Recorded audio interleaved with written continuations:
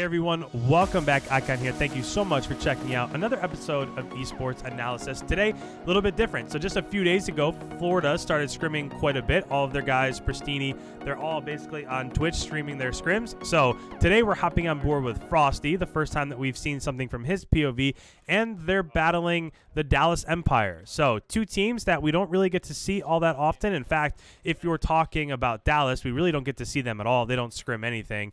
But the one thing that I will say is that, remember, this is an online scrim, so there's only so much that we can take from it, right?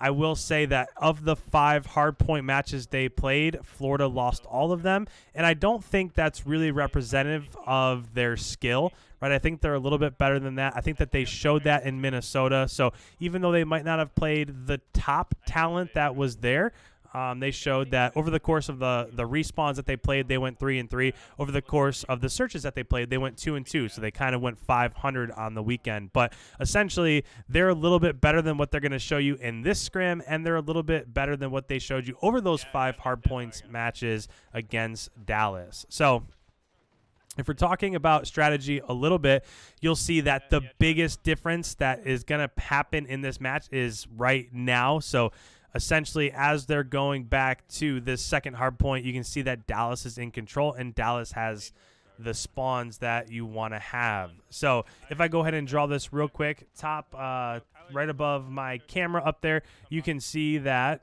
Dallas has control of the second hill, and not only do they have control, but really what they're doing is they're pushed up just a little bit. So like right there where Shotzzy just died, he was pushed up basically right at this gate, and what that allows is that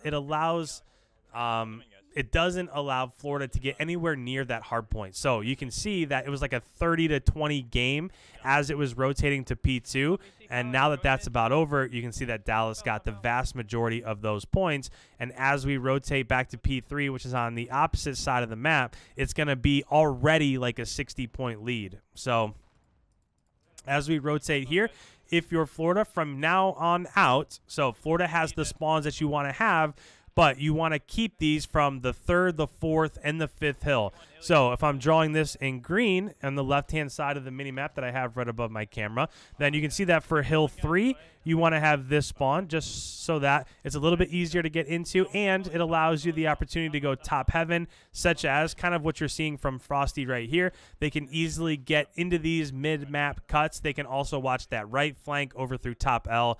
Then now, so if we're talking about the 3rd hill, that's where you want to be. If we're talking about the 4th hill, you want to hold this left side, because if you're talking about the 2 hard points where you can really do a lot of damage on this map, it's 3 and 5. So as it gets back to 5, you want to be spawning here. You want to push up into this area if you can. So the best case scenario is to have people like top heaven, have somebody on left side by blue van, have somebody on right side by top L as it goes back to the 5th hard point. And if you have all of this locked down, then you're going to get all basically 60 of those points, at least 50 of those points. So the way that you can break that is if you're coming from 4, so say Florida spawning back here by 5, as Dallas is coming from 4, what they want to do is they want to hit this left flank really hard over by blue van, and if they hit that, then you'll have kind of that left side right side scenario.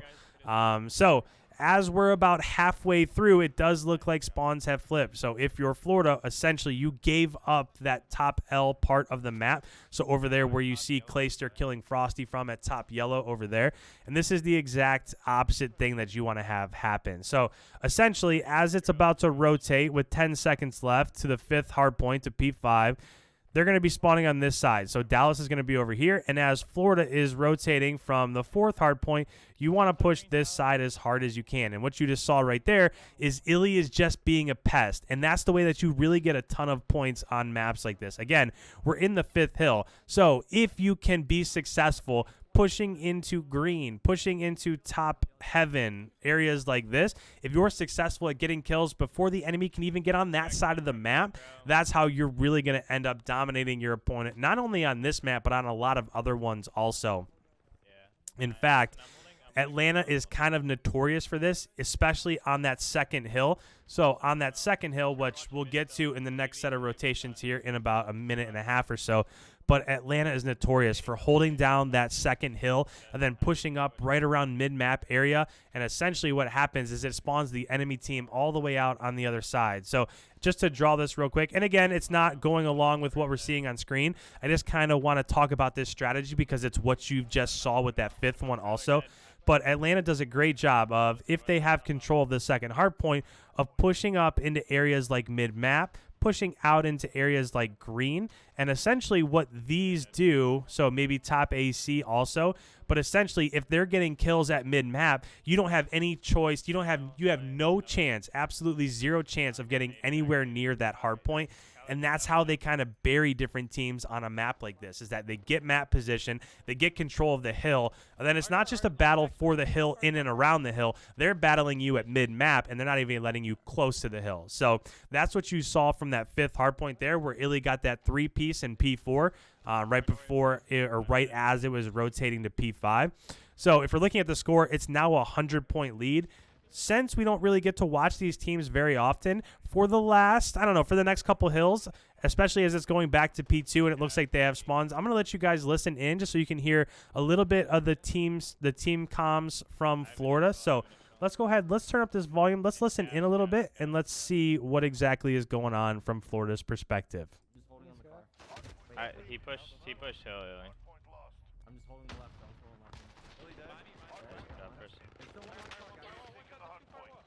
I got one. Another one there.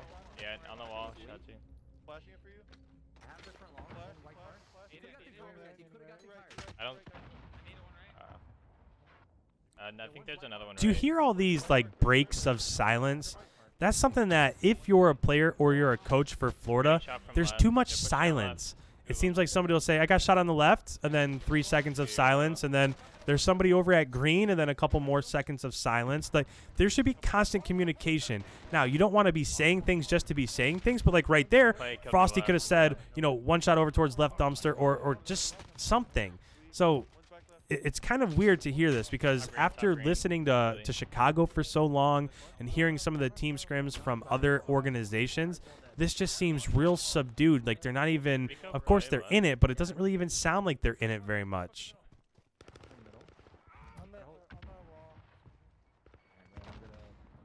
Like where's the leadership saying, all right, we need to push this, we need to go here. What's going on right? Like, I don't know. It just seems like they're lacking a little bit in terms of their communication.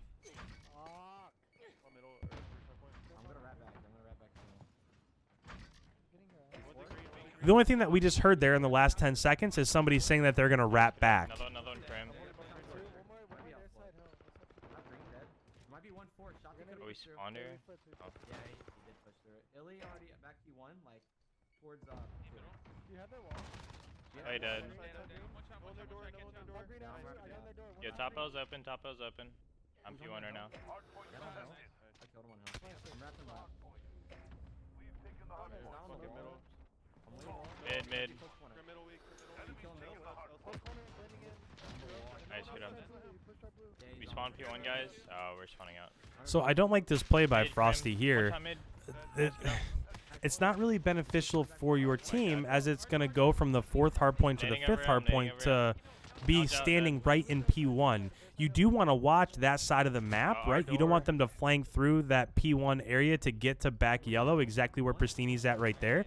But you need to be pushed back a little bit further. It doesn't really benefit you all that much to be pushed up as far as you need to be. And then right here, they don't have any contesting going on in the hill.